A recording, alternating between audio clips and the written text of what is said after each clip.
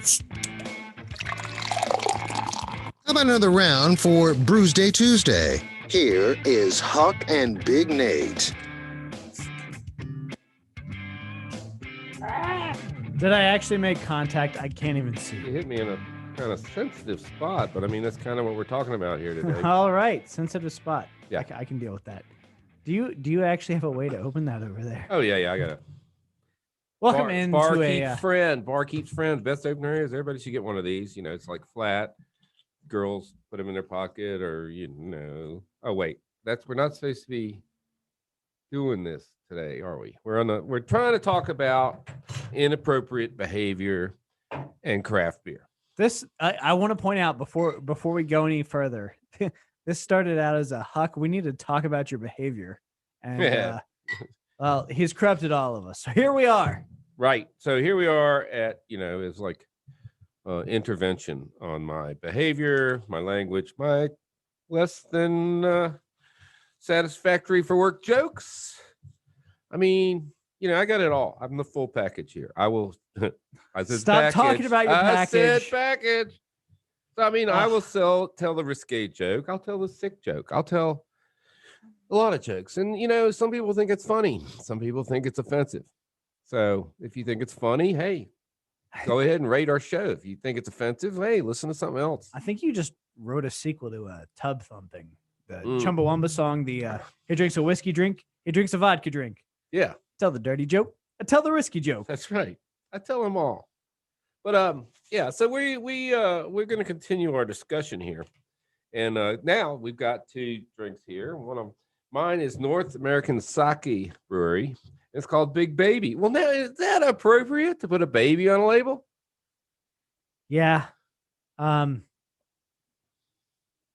Cloudy style craft sake. And I'm just going to take a sip, but not a sake fan. I've never had sake in my life. You've never been to, what's the restaurant where they flip the shrimp down your girlfriend's cleavage? Which is apparently okay. Well, they do it. Let's talk about that. Okay. That is a behavior. That's okay, right? I think it's kabuki. Kabuki. I start putting my face in your girlfriend's cleavage. You're going to say something.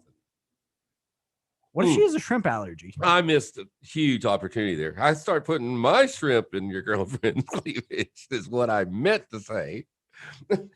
Can take you anywhere, including kabuki. Oh my gosh, I like kabuki. No, baby is super appropriate. I've never had sake, so all right. Well, let's take a quick side trip here, and we'll come back. Adventure. But yeah, the local kabuki just recently had a really bad Yelp review or Facebook, and basically the customer was mad because they couldn't order takeout, and so the manager kabuki and his not perfect English, but it was great little conversation said, well, here's the thing.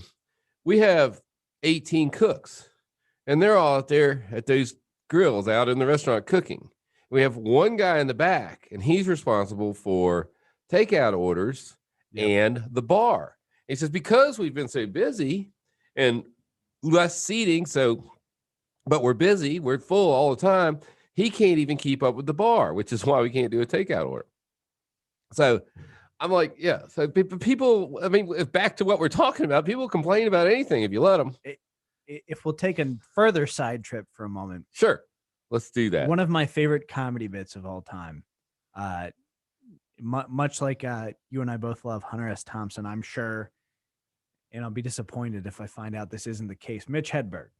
Don't know, but stand-up comedian. Don't know names, but go ahead. Okay. So he had this bit. It was his local kabuki. He lived in Chicago and in the city, and his local kabuki style restaurant started doing takeout.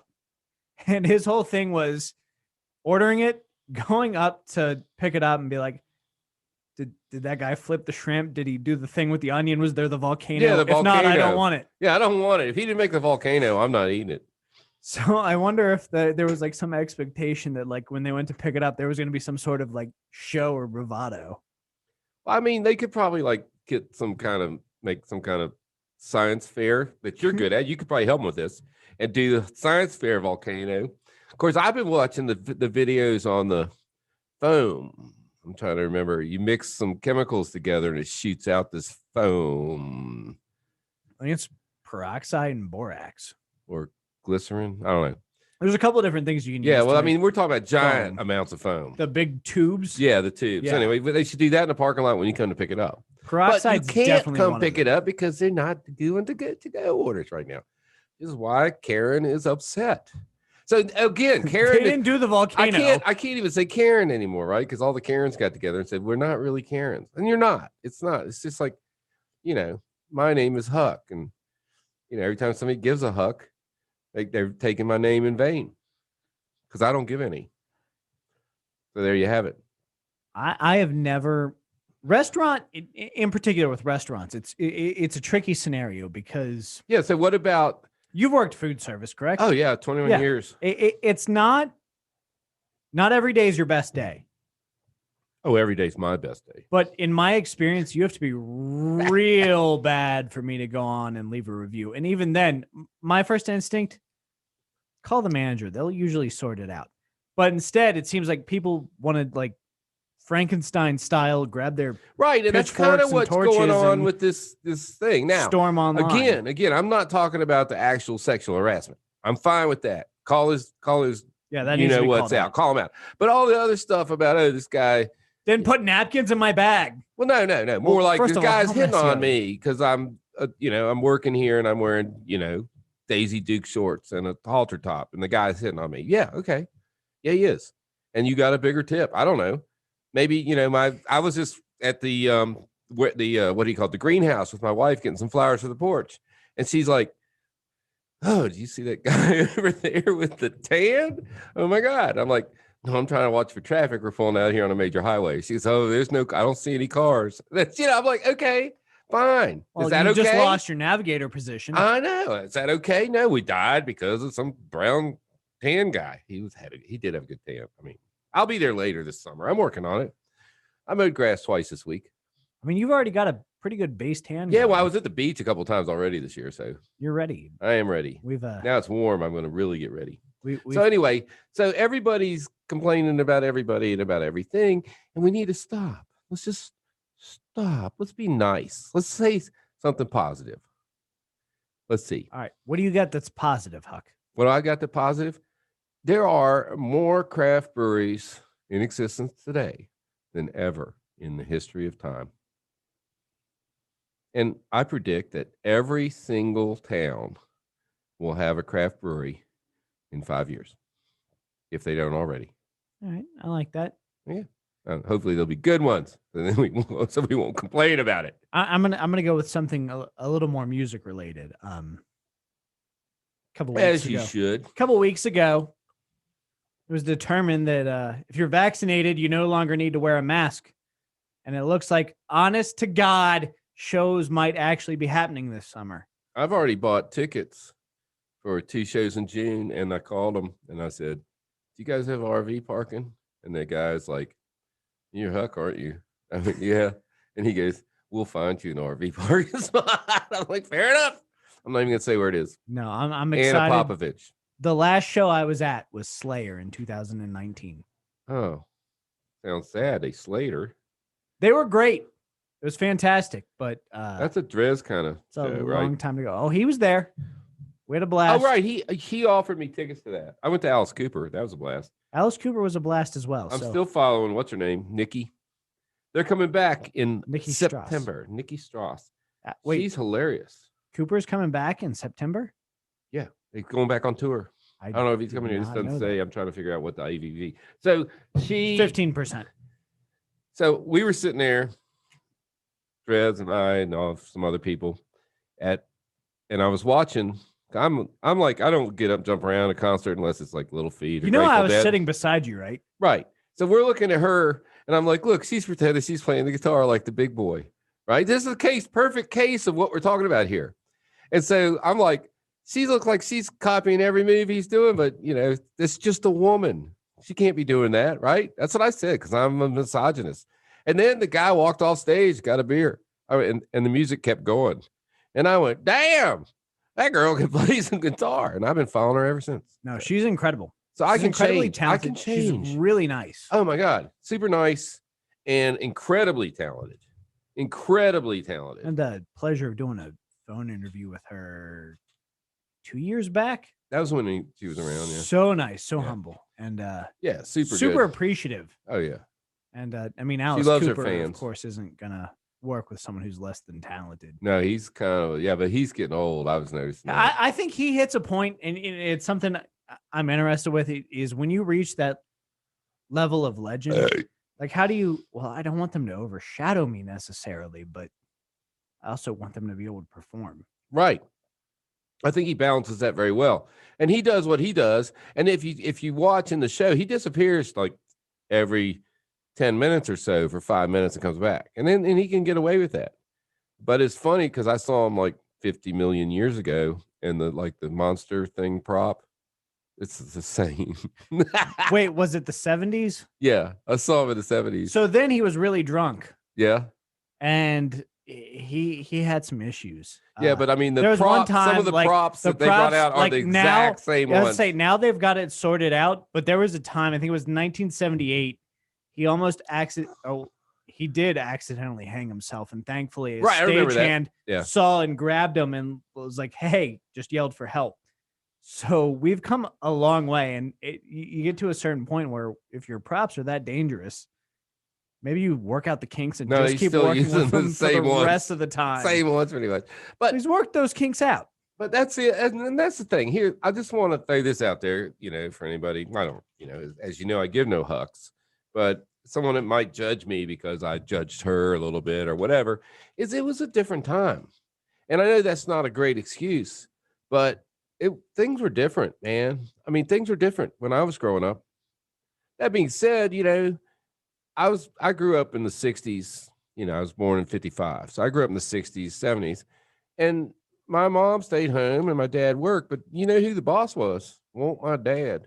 He won't the boss. My mom was boss. Did not call the shot. And I don't call the shots. And I'm sure you never called the shots. Well, Liz is more the man in our relationship. So yeah, I call the shots. She'll be that's right. You do the cooking, don't you? Right. I see the cooking and cleaning. She watches football. It's really sad, but true.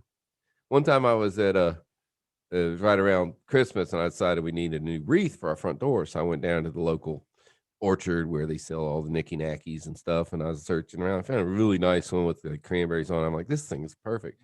And so I go up to the counter and I said, I'm going to get this. And this woman, is an Asian woman in front of me, goes, well, go ahead. I'm not really sure I'm finished. I was like, all right. So I step up there. I was like, how much is this? And they go, oh yeah. I said, okay, I'll take it.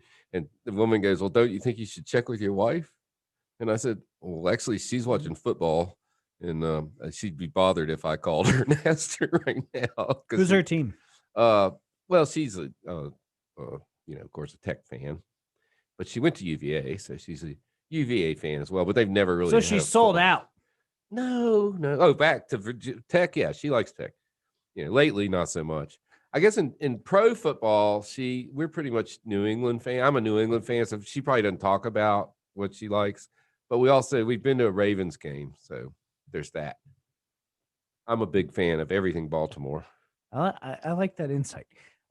Well, the Orioles just kind of ruined my dreams as a kid. Yeah. Yeah. Well, I grew up. We had they're now the Potomac. No, they're now the Fredericksburg Nationals because we lost our minor league team. Yeah. But we had a minor league team, but no major league team because the management at the Orioles decided that we didn't need one. Thank you, Lerner family. And eventually we got one for the Nationals, and Masson had to split their network coverage. It's just a whole conspiracy, and Cal Ripken Jr. is not the greatest ball player ever. Back to people confusing whether or not a woman could be a brewer or not. Are there any ever women baseball players? Ever? One? I mean, there's a movie called A League of Their Own. I'm talking about actual baseball players.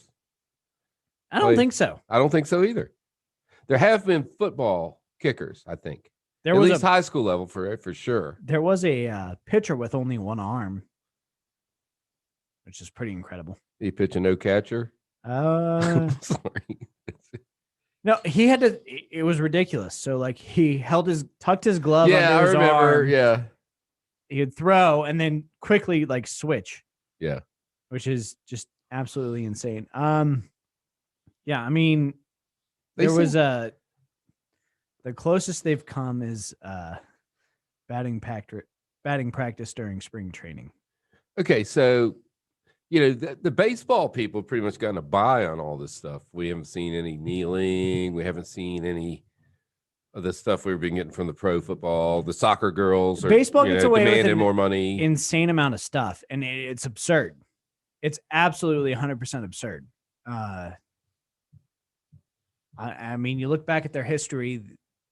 Yeah, it took forever to get non-whites into it. Yeah, it took forever. It's absolutely, and those absurd. guys were really good. And it's like, yeah. So I guess maybe we need to go after them next. I think there's a lot of reasons to go after Major League Baseball. There you go. But we're not a sports show; we're a beer show. We are, and we should probably talk about some of this. They have beer at those. So yeah, never good beer. So then there's and it's way overpriced. There was speaking of that, there's a group called the Pink Boots Society, and that's women brewers, and they wear, of course, what do you think they wear? Pink boots. Cowboy boots, I hope. No, or Doc Martens. No, they're more like muck boots. If you're that's a farm thing, so I don't know. Yeah, if they're the same. The rubber pull-up, the children, handles on the side. Yeah, my children all have farms, so they all have muck boots, and I go out there and ruin my tennis shoes every time. But the cow poo's not too bad, but the goat stuff, just stay away. Okay, the muck. So this one brewer wouldn't let his people go to that because he said that they were trying to make women better brewers and they take jobs away from the men. So I mean, that's probably over the top. I'm not sure it's true. You really shouldn't be that threatened. No, not at all. Just if your product's good, depend on it. If not, make a better product. Right. And it I would never want to work at a place that didn't want to see me succeed. Right. For any regardless. For any reason. But there are a lot of good women brewers out there. And I mean, that's, I think we should be, sex blind as well as colorblind. You shouldn't be judging people by their the product physique. Should be the product. The product's the product. Let's go after, skill, and let's try to get rid of all this peripheral BS that's distracting us from good beer. I think you're right. Let's get it figured out. So, is that enough? It's more than enough. All right. Let's talk about the beer. All right. Well, it's not beer, it's sake. But I'm going to say, the first sip, I was like, eh. But as I sip more, I can't find the APV of this.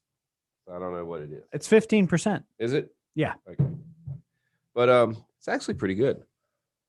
I mean, that's largely a rice. Yeah. So you may as well just drink Budweiser. Yeah. No, this has got a little more flavor than that. I actually did the flight last time I was at Kabuki, and I like sake, and this one's pretty good. It's a little bit sweet for sake. I've never had sake, so maybe a little bit sweet, but it's maybe good. we'll do a little bonus. I'll give it video a 4. afterwards. A 4. I'll give it a 4. 4. He's Huck's Beer Buzz on Untapped.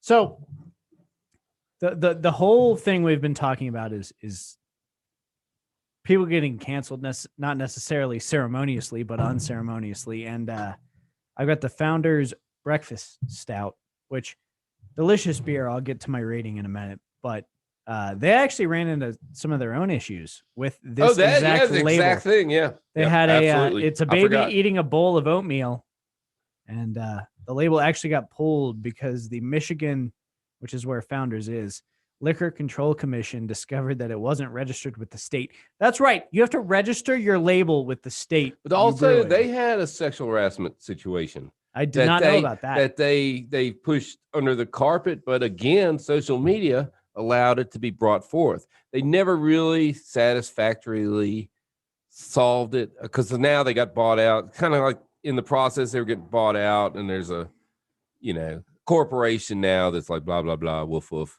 Yep. And you can't really and get then what they you just need. Pay a settlement. Right. Things don't get resolved the way they should. Correct. But they were probably the first big one I remember of this type of thing. But I think we're going to see a cleaning of the house over the next 6 months on this issue, because I think people are going to come forward and we're going to get things straightened out. Hopefully it'll all work out.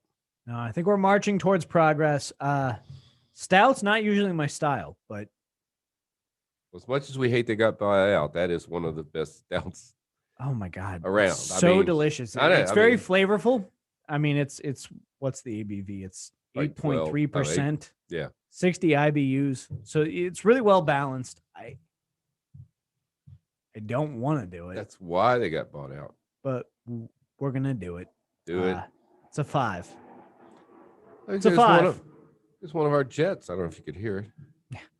Jets fly by frequently, and soundproofing is what it is. But the Founders Breakfast Stout getting a 5 out of 5. Woo. That's right. You heard it. This has been another edition of Brewsday Tuesday. Huck, of course, you'll be back next week. I will. And we're going to be exploring hazy note milkshake IPAs, which we love and hate. Oh, boy. Get ready to chew on your beer, ladies and gentlemen. Right. In the meantime, back to the rock. This has been Brewsday Tuesday, brought to you by the Cellar Restaurant and Six Pack Store on 105.3 The Bear.